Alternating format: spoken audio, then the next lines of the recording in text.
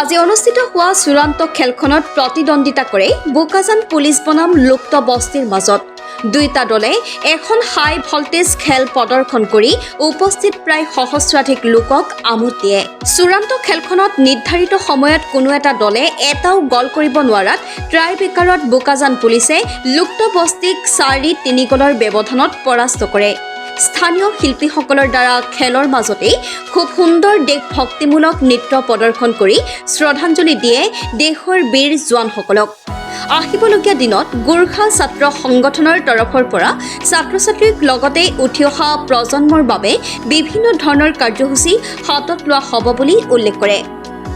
বোকাজানৰ পৰা Tridip Gogoi report live of কেন্দ্ৰীয় বোকাজান আঞ্চলিক সমিতিৰ উদ্যোগত আৰু লগতে সম্পূৰ্ণ শাখা সমিতিবিলাকৰ সহযোগত আমাৰ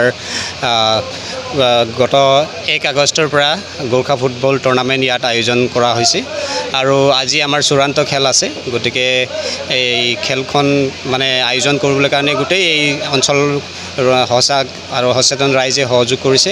গতিকে আজি আমাৰ দুটা দল বোকাজান পুলিচ আৰু লুকটো দুটা দল আমাৰ এই চূড়ান্ত খেলত আমাৰ ইয়াত পাইছে। গতিকে কিছু সময় পাছত আমাৰ ইয়াত চূড়ান্ত খেল আয়োজন হ'ব। কেইটা টিমে জইন কৰিছিলে? 32 হয়, আমাৰ 32টা টিমে ইয়াত যোগদান কৰিছিল। ক'ৰ পৰা আহিছিলে? আমাৰ বিভিন্ন অসমৰ বা কাৰ্বি আংলঙৰ বিভিন্ন অঞ্চলৰ লগতে আমাৰ চুবুৰীয়া ৰাজ্য নাগালেণ্ডৰ পৰা আমাৰ ইয়াত যোগদান কৰিছে। এইবাৰ দ্বিতীয় সংখ্যক। হয়। আপোনাৰ গোৰ্খা ছাত্ৰ সন্থা অনাগত সময়ত কেনেকুৱা ধৰণৰ কাৰ্যসূচী ৰাখিব অলপ জনাব নেকি? হয়, আমাৰ এই খেলৰ যোগেদি আমাৰ গোৰ্খা ছাত্ৰ সন্থাৰ এটা মানে বিশেষকৈ বোকাজান আঞ্চলিক সমিতি এটা যিটো ইনিচিয়েটিভ লৈছে এই খেলৰ মাধ্যমেৰে যে আমাৰ এই অঞ্চলবিলাকৰ যিটো আজি নৱপ্ৰজন্ম বিয়া দিশত যিটো গৈ আছে, ড্ৰাগছত গৈ আছে, কিছুমানে মানে বিভিন্ন নিচাযুক্ত দ্ৰব্যত গৈ আছে।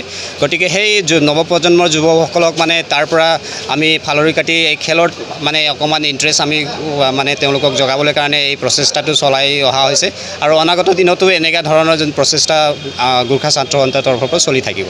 হয়, এইটো নিশ্চয়কৈ আপুনি এটা ভাল প্ৰশ্ন কৰিছে, কাৰণ আমি দেখা পাইছোঁ একদম সৰুৰে পৰা জন্মকালৰে পৰা ক'ব পাৰি আমাৰ অভিভাৱকসকলে নিজৰ ল'ৰা ছোৱালী নিয়ন্ত্ৰণ কৰিবলৈ কাৰণে মোবাইলটো দি দিয়া হয় আৰু তাৰে পৰা এটা অভ্যাস লাগি যায়।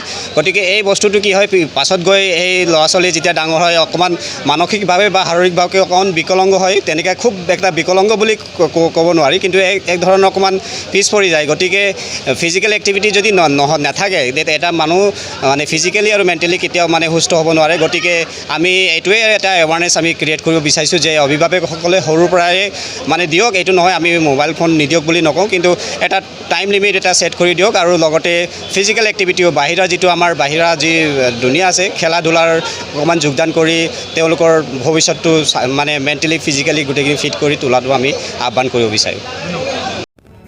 Reporter live